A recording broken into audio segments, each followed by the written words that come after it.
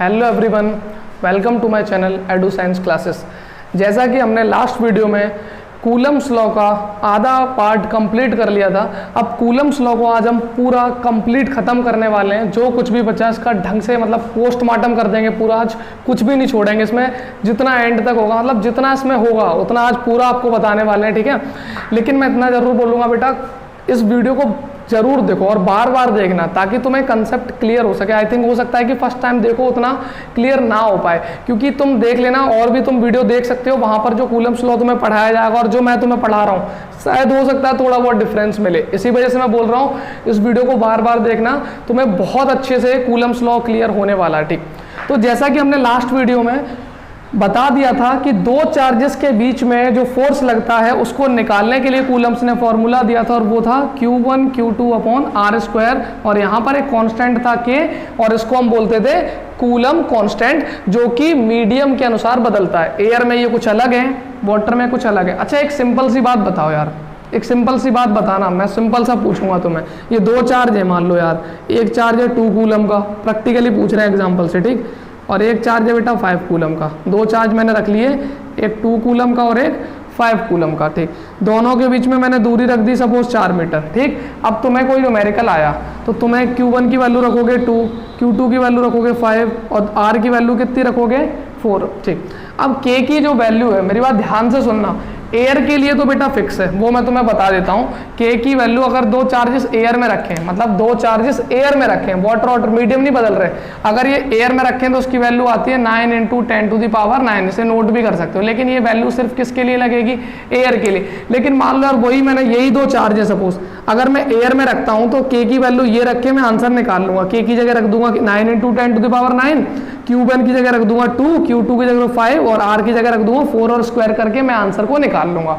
लेकिन सपोज अगर यही दो चार्ज मान लो वाटर में रखें, तो वाटर में रखें तो मैं क्या करूंगा कि K की वैल्यू तो मुझे अभी मालूम नहीं, Q1 की जो वैल्यू है, मेरे बात ध्यान से सुनो, Q1 की वैल्यू फिर से 2 रख दूंगा, Q2 की वैल्यू 5 रख दूंगा और R² की जगह मैं 4 का स्क्वायर कर दूंगा, ठीक।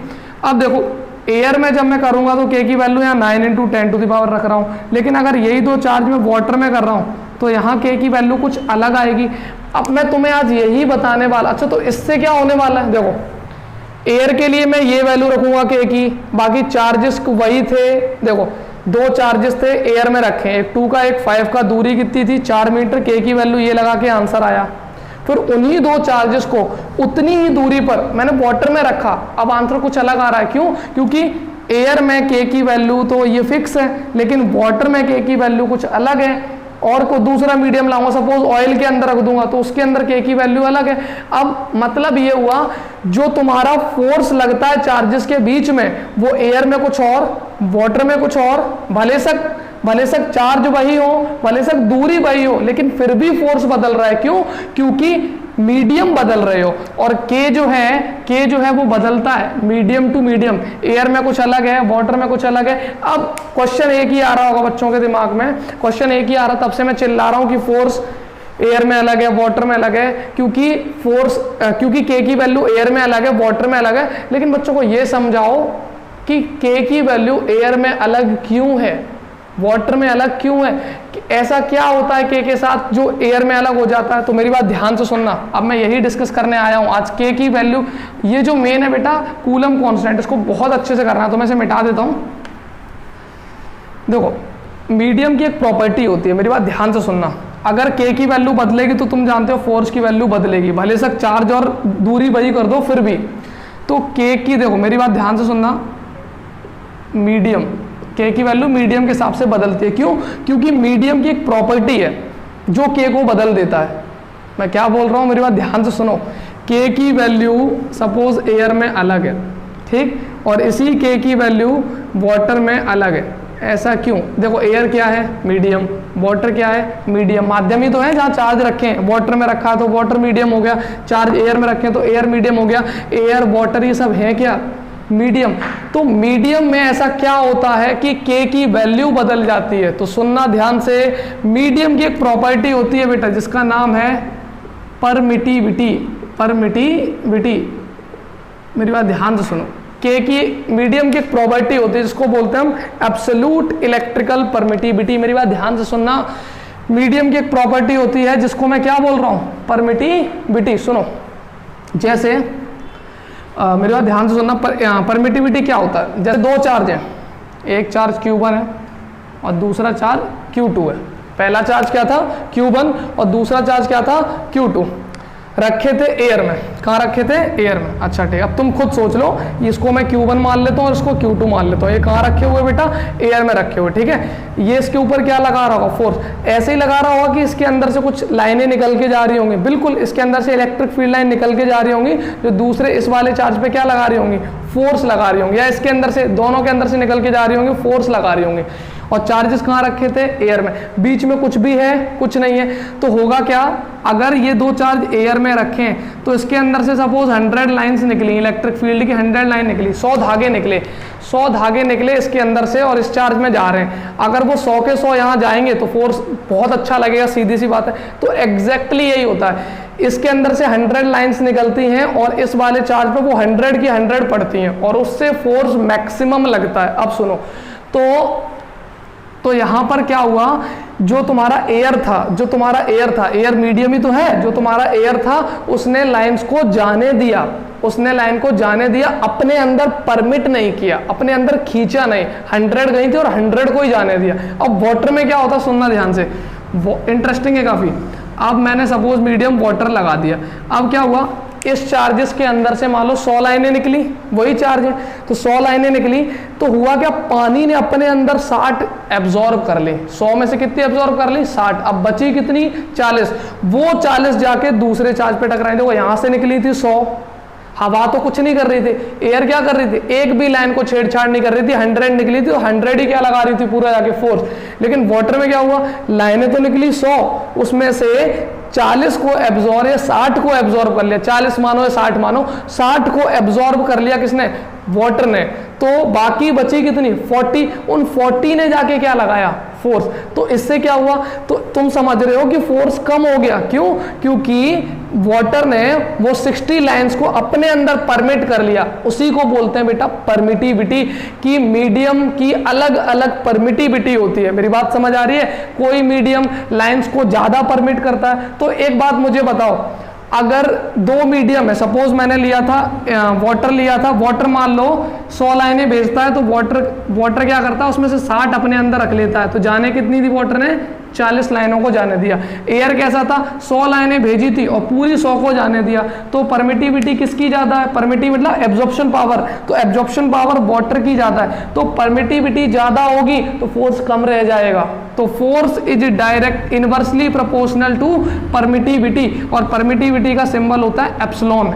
ऐसे लिखते हैं, ई को लिखते हैं, इसके कॉर्नर नहीं होते, बस इसको एप्सिलॉन बोलते हैं, इस ई को कहते हैं एप्सिलॉन। तो एक बात क्लियर है कि परमिटिविटी ज्यादा तो फोर्स कम। अच्छा एक एग्जांपल और देते हैं, उससे और आई थिंक तुम लोगों को क्लियर होगा, अच्छे से क्लियर होगा। ठीक, अब की बार सपोज ले लेते हैं हम, दो मीडियम ले लेते हैं। एक ले लिया मैंने वुड, दो चार्जेस को मैंने वुड के अंदर रखा, एक Q1 एक Q2। ठीक, अब हुआ ये कि वुड ने क्या किया, अपने अंदर खींच ली 70 लाइन, बची कितनी, केवल कितनी जाने दी, 30।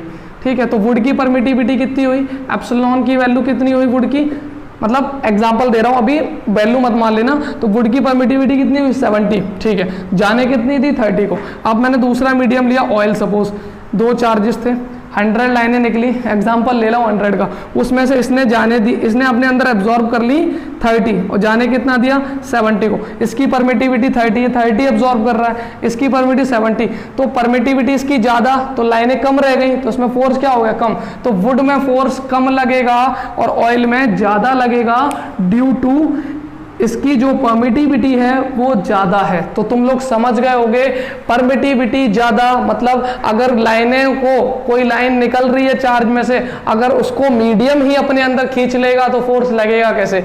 तो एयर में क्यों ज्यादा लगता है, अब समझ आ रहा होगा, क्योंकि एयर उन लाइनों को एब्जॉर्ब नहीं करता है, इलेक्ट्रिक फील्ड जो जा रही है उनको जाने देगा, फोर्स लगाने देगा। That's why the force is maximum in the air और वैक्यूम, चार्जेस के बीच में फोर्स बताओ किसी मीडियम में ज्यादा लगता है या एयर में? तो सबको पता है एयर में, क्योंकि एयर की परमिटिविटी लगभग जीरो होती है, लगभग जीरो होती है। मतलब एयर जो है वो इलेक्ट्रिक लाइंस को जाने देता है, उनके साथ बिल्कुल भी ऐसा नहीं करता कि उन्हें खुद में अट्रैक्ट कर ले। मेरी बात शायद तुम्हें समझ आ गई होगी। तो परमिटिविटी ज्यादा तो फोर्स कम, परमिटिविटी कम तो फोर्स ज्यादा। ठीक, तो फोर्स हमेशा कहां ज्यादा रहेगा बेटा? हमेशा एयर में, बाकी सारे मीडियम। तो ये भी एक काम था, क्वेश्चन आ सकता है कि चार्जेस के बीच में लगने वाला फोर्स मैक्सिमम कब होता है? तो सीधी सी बात है एयर में, क्योंकि एयर में परमिटिविटी बिल्कुल लो होती है। तो आई थिंक समझ में आ गया होगा। अब तुम लोगों को शायद समझ आ रहा होगा कि जो के है वो क्यों बदलता है मीडियम टू मीडियम, क्योंकि के का फॉर्मूला होता है, देखो 1/4 पाई एप्सिलॉन। 4 पाई तो बेटा चारों तरफ सॉलिड एंगल को कहते हैं। एप्सिलॉन क्या चीज है? परमिटिविटी। अब तुम सोचो, परमिटिविटी किसकी प्रॉपर्टी थी? मीडियम की, समझ रहे हो?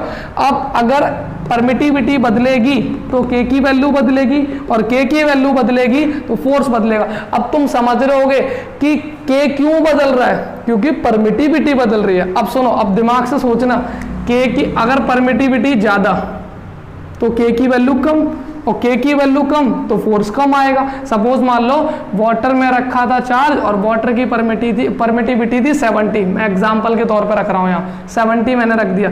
ऐसे ही एयर में परमिटिविटी कितनी थी? लगभग बहुत कम, 1 या 2 मान लो। तो एक बार मैंने एप्सिलॉन की 1 रख दिया। अब मैं 70 से डिवाइड करूंगा तो के की वैल्यू कम आएगी, और के की वैल्यू कम आएगी तो फोर्स की वैल्यू कम आएगी। और वहीं एयर में 1 रखूंगा तो के की वैल्यू ज्यादा आएगी। सीधी सी बात है यार, परमिटिविटी अगर ज्यादा रखूंगा, कोई चीज डिवाइड में है तो के की वैल्यू कम होगी, और के की वैल्यू कम होगी तो फोर्स भी कम होगा। मतलब जो के है वो क्यों बदलता है तुम लोग समझ गए होगे। के की वैल्यू इसलिए बदलती है क्योंकि परमिटिविटी बदलती है, और permittivity is the property of medium. मेरी बात समझ आ गई होगी आई थिंक। इसी वजह से फोर्स जो होता है वो हर मीडियम में अलग अलग लगता है। चलो इसको और अच्छे से क्लियर करते हैं बेटा, बिल्कुल अच्छे से क्लियर करेंगे।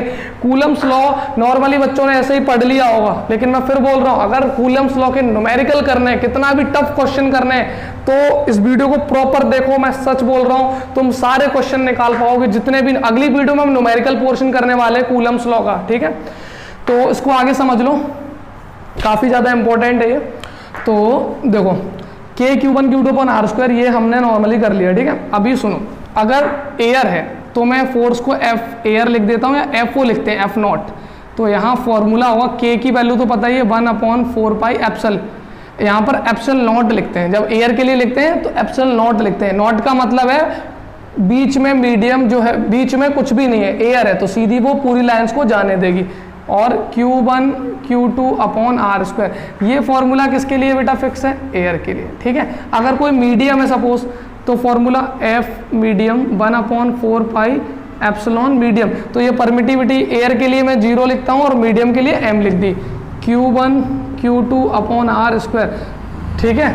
तो फोर्स का ये फॉर्मूला एयर के लिए हमेशा यही लगेगा, और इसमें जो 1/4 पाई एप्सिलॉन की वैल्यू है वो फिक्स रहती है। मैं तुम्हें बता रहा हूँ, के की वैल्यू एयर के लिए, इसलिए के ही है पूरा 1/4 पाई एप्सिलॉन, ये एयर के लिए हमेशा फिक्स रहती है 9 × 10⁹। लेकिन मीडियम के लिए ये 1/4 पाई एप्सिल एम हो जाता है, और इसकी वैल्यू हम डायरेक्टली कैलकुलेट नहीं कर सकते। मेरी बात ध्यान से सुनो, किसी भी मीडियम की परमिटिविटी हम डायरेक्टली नहीं निकाल सकते। एयर की जो है वो फिक्स है।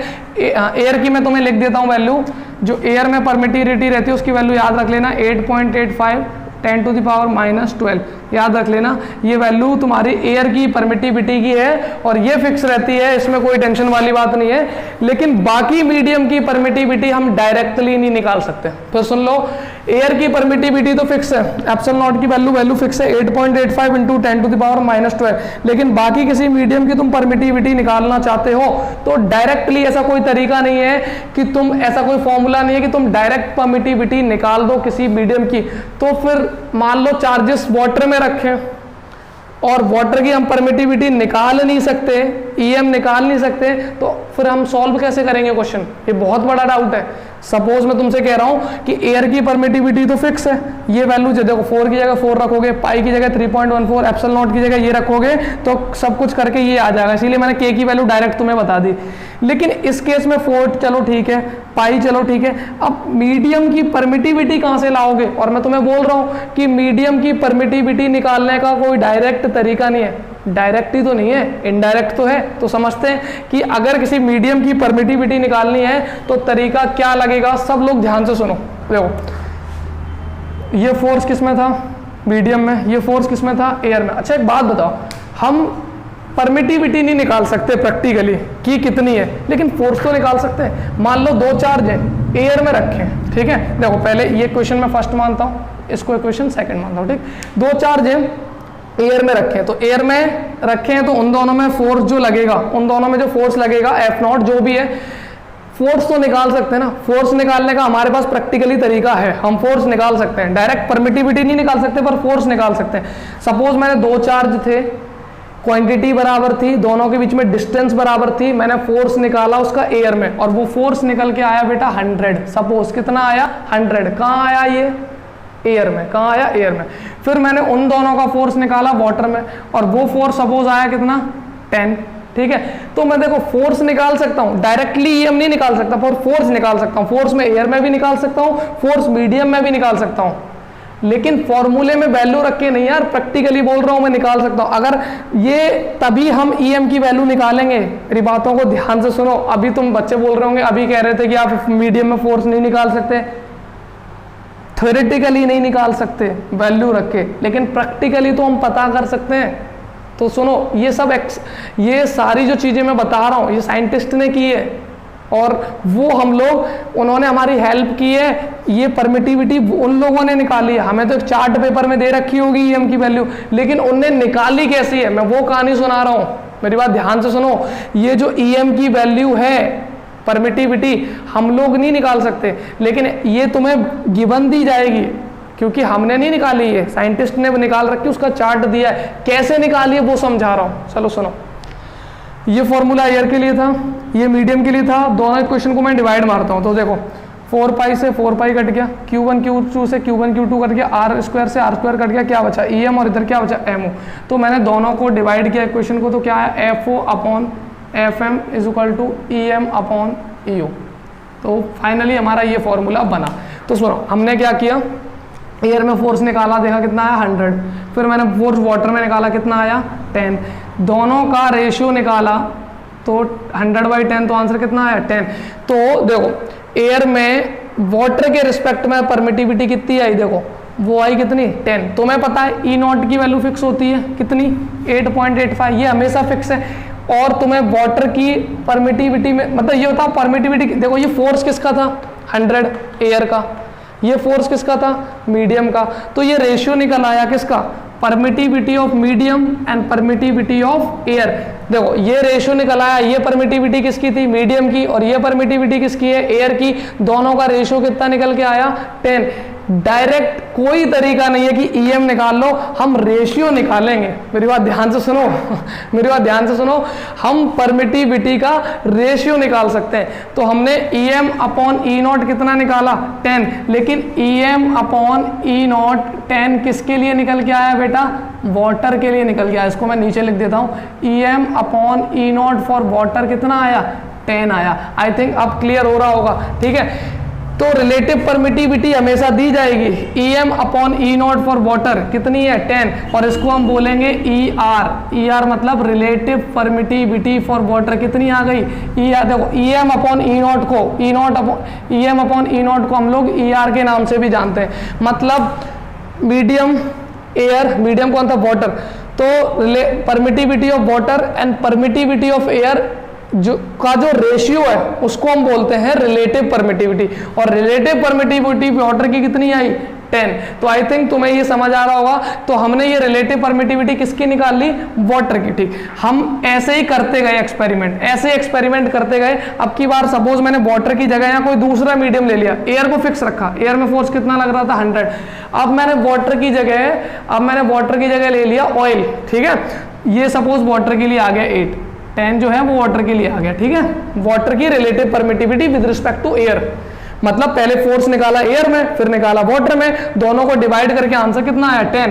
तो ये जो 10 है वो वाटर के लिए, ठीक है। एयर के लिए क्या किया मैंने, ऑयल के लिए पहले एयर में कितना आया 100, ऑयल के लिए कितना आया 16। देखो मैंने दो चार्जेस एयर में रखे, आंसर कितना निकला 100, उन्हीं दो चार्जेस को ऑयल में रखा, आंसर कितना निकला 16। दोनों का जब रेशियो निकाला तो अप्रोक्सीमेटली कितना आ गया 6। तो ये परमिटिविटी किसके लिए आ गई, ऑयल के लिए। तो हमने क्या किया ऑयल की परमिटिविटी, मेरी बात ध्यान सुनो, ऑयल की परमिटिविटी निकाल ली कितनी 6। क्या ऑयल की निकाल ली या एयर के रिस्पेक्ट में ऑयल की निकाल ली? तो बेटा एयर के रिस्पेक्ट में डायरेक्ट ईएम किसी का नहीं निकाल सकते, लेकिन ये अगर मैं इसका मल्टीप्लाई कर दूं एप्सिलॉन नॉट से 6 का, इधर मैं 10 का मल्टीप्लाई कर दूं ई नॉट से, तो वो मीडियम की भी परमिटिविटी निकाल लेंगे। अगर हमारे पास रिलेटिव आ गई तो हम मीडियम की भी निकाल लेंगे, सीधी सी बात है। देखो रिलेटिव 10 आ गई, अगर इस 10 का मल्टीप्लाई मैं किससे कर दूं, ई नॉट से कर दूं, ई नॉट की वैल्यू फिक्स थी, तो मुझे ये परमिटिविटी किसकी निकाल लूंगा मैं, वाटर की। देखो फिर सुनो इस फॉर्मूले से सुनो, अभी तुम्हें क्लियर हो जाएगा, सारी चीजें क्लियर हो जाएंगी, टेंशन ना लो। फॉर्मूला क्या था मीडियम के लिए, 1/4 pi E medium Q1 Q2 upon R square. Problem किसकी आ रही थी कि हम फोर्स मीडियम का नहीं निकाल सकते है ना। अभी देखो हमने जो रेशियो निकाला EM upon e not, EM upon e not, water के लिए कितना निकाला था 10। कैसे निकाला था, पहले फोर्स देखा एयर में, फिर फोर्स देखा वाटर में, कितना आया रेशियो 10। तो EM and E not for water कितना आ गया 10। रिलेटिव परमिटिविटी कहते हैं इसको, EM अपॉन ई नॉट को रिलेटिव परमिटिविटी फॉर वाटर, ठीक।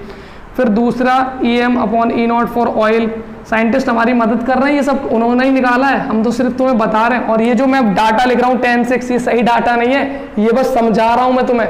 वैसे वाटर की 81 होती है, मैं तुम्हें बता रहा हूँ, वैल्यू गिवन दी जाएगी, रटनी नहीं है, टेंशन ना लो। बहुत ऐसे टेबल तुम कितनी रटोगे एनसीईआरटी में, तो ये सब तुम्हें गिवन दी जाएगी।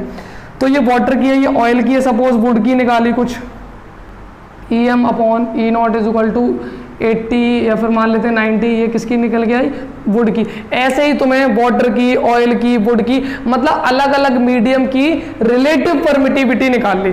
अब अगर रिलेटिव आ गई, अगर इनका मल्टीप्लाई मैं ई नॉट से कर दूं, E naught into 10, E naught into 6, E naught into 90, तो सब क्या आ जाएगा, देखो EM फॉर वाटर निकालूं तो कैसे आएगा, ई नॉट इंटू 10। और ई नॉट की वैल्यू मैं तुम्हें बता चुका हूँ कितनी होती है 8.85 10⁻⁻²। तो इससे कौन सी वैल्यू निकल आई, मीडियम की वाटर के लिए। तो तुम क्या करोगे, ई नॉट इंटू 10, और ये 10 क्या चीज थी, ER, इसके रेशियो क्या कहते हैं हम, EM अपॉन ई नॉट के रेशियो को क्या कहते हैं, ER।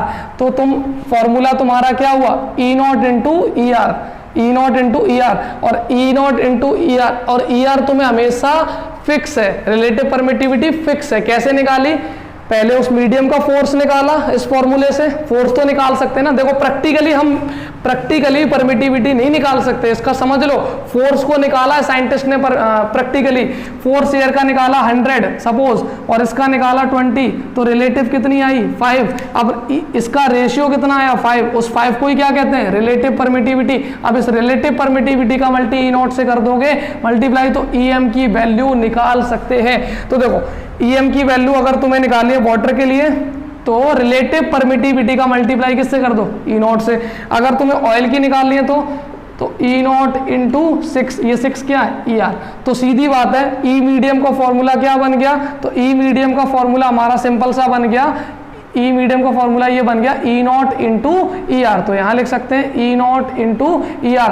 अब तुम्हें हर फॉर्मूले में ER की वैल्यू गिवन दी जाएगी। ER क्या चीज है, रिलेटिव परमिटिविटी। कुछ लोग इसे K से भी लिखेंगे, मैंने K से कूलम कांस्टेंट डिनोट कर लिया, इसी वजह से मैं K से डिनोट नहीं कर रहा, रिलेटिव परमिटिविटी को मैं ER से डिनोट कर रहा हूं, ठीक है। कुछ बुक्स में अलग अलग डिनोट है, कुछ किस बुक में K से डिनोट है, ठीक है। तो इसको दो नाम से जानते हैं, एक कुछ बुक्स में लिखा है रिलेटिव परमिटिविटी, और कुछ कहीं लिखा है डाइलेक्ट्रिक कांस्टेंट। तो बेटा टेंशन ना लेना, मैं फिर बता रहा हूं, इस ER को कहीं लिखा है, तुम देखो द रेशियो ऑफ, ऐसे पढ़ाया जाएगा ये स्कूलों में, बच्चों को रटवा दिया जाएगा। मैं स्कूलों में मतलब कहीं तो देखो ऐसी बात नहीं है यार, जो कुछ टीचर होंगे आई थिंक तुम्हें बहुत अच्छा पढ़ाएं, ठीक है, बहुत ही ज्यादा अच्छा पढ़ाएं, तो ऐसी कोई बात नहीं है। और कहीं हो सकता है तुम्हें इसको अलग से पढ़ा दे टीचर, मैं ऐसा नहीं बोल रहा कि गलत पढ़ाएंगे, सही पढ़ाएंगे, बट मेथड शायद डिफरेंस हो सकता है। तो ये EM और ये E0 इक्वल टू ER, ठीक है। तो ये रिलेटिव परमिटिविटी बोलते हैं इसको, क्या बोलते हैं, रिलेटिव परमिटिविटी। तो यहीं से हमारा ये फॉर्मूला निकला और हमेशा हमें किसकी वैल्यू दी जाएगी, ER की वैल्यू को हमें दिया जाएगा और उसको हम यहाँ रखते जाएंगे और इस फॉर्मूले से फोर्स को हम कैलकुलेट करते जाएंगे। तो आई थिंक तुम्हें समझ में आ गया होगा कि रिलेटिव परमिटिविटी कैसे निकलती है। तो हम फोर्स निकालते हैं, उनके रेशियो को हम डिवाइड करके रिलेटिव परमिटिविटी निकालते हैं और उसी रिलेटिव परमिटिविटी का मल्टीप्लाई जब करते हैं E0 से तो हमें परमिटिविटी ऑफ मीडियम निकल के आ जाता है। तो हम लोग समझ चुके हैं कि कूलम्स लॉ में क्या क्या चीजें होती हैं और उसको रिलेटिव परमिटिविटी को क्या और बोलते हैं, डाई इलेक्ट्रिक कॉन्स्टेंट। अच्छा, तो मैं एक फाइनल फॉर्मूला लिख देता हूं कूलम्स लॉ का। दो चार्जेस हैं तो उनके बीच में लगने वाला फोर्स 1/4 पाई एप्सिलॉन, देखो एयर के लिए तो हमेशा एप्सिलॉन नॉट रहेगा, Q1 Q2 अपॉन R²। अच्छा ठीक, फॉर्मूला तो एप्सिलॉन नॉट अपॉन ER ही रहेगा, क्योंकि देखो भले से कुछ भी हो, मेरी बात ध्यान से सुनो, F बराबर 1/4 pi epsilon medium Q1 Q2 upon R²। Air क्या मीडियम नहीं है, वो भी मीडियम है। तो देखो EM upon EO equal to ER। अब एयर के लिए हमेशा हम E0 क्यों कर देते हैं, देखो मेरी बात ध्यान से सुनना, मीडियम की परमिटिविटी कैसे निकालते हैं, E0 इंटू ER से, E0 इंटू ER से निकालते हैं। तो ER की जो वैल्यू है वो एयर के लिए हमेशा बेटा फिक्स है और कितनी है, 1। तो यहाँ तुम ER लिखो या ना लिखो, क्योंकि 1 लिखोगे तो कोई मतलब नहीं है, इसी वजह से एयर की वैल्यू हम डायरेक्ट लिखते हैं 1/4 पाई एप्सिलॉन नॉट। ER नहीं लिखते क्योंकि एयर के लिए और वैक्यूम के लिए ER की वैल्यू 1 होती है, इसी वजह से एयर के लिए हम ER को नहीं लिखते, सीधा फॉर्मूला लिखते हैं 1/4 pi epsilon not Q1 Q2 upon R²। क्योंकि ER लिखने से कोई फायदा नहीं, क्योंकि उसकी वैल्यू कितनी हो चुकी है, 1 हो चुकी है। लेकिन बाकी मीडियम में हम क्या करते हैं, एप्सिलॉन नॉट इंटू ER लिखते हैं, क्योंकि बाकी मीडियम में ER की वैल्यू 1 नहीं होती, कहीं 4 होती है तो कहीं 6 होती है, कहीं 8 होती है। इसी वजह से हम बाकी मीडियम के लिए ये फॉर्मूला लगाते हैं E0 इंटू ER। हमेशा ये मीडियम के लिए लगाना, क्यों, क्योंकि मीडियम में ER की वैल्यू कुछ ना कुछ होगी। एयर में ER की वैल्यू 1 होती है, तो उसको लिखो ना लिखो एक ही बात है।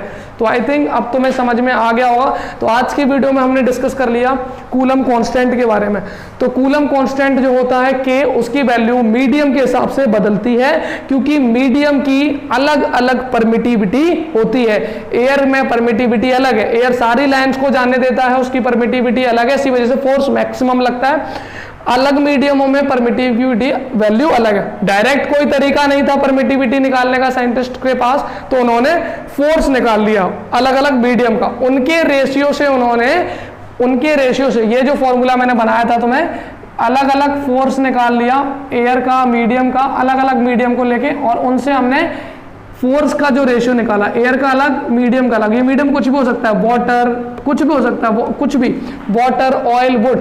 तो हमने एयर का फोर्स निकाला, फिर वाटर का निकाला, उसकी EM अपॉन EO की वैल्यू अलग आई, फिर एयर का लिया, ऑयल का लिया, उसकी EM अपॉन EO की वैल्यू अलग आई। साइंटिस्ट ने क्या किया, EM अपॉन EO का पूरा चार्ट बना लिया। अब जहां पर भी तुम्हें जरूरत पड़ेगी EM अपॉन EO को बोलते क्या है, ER बोलते हैं।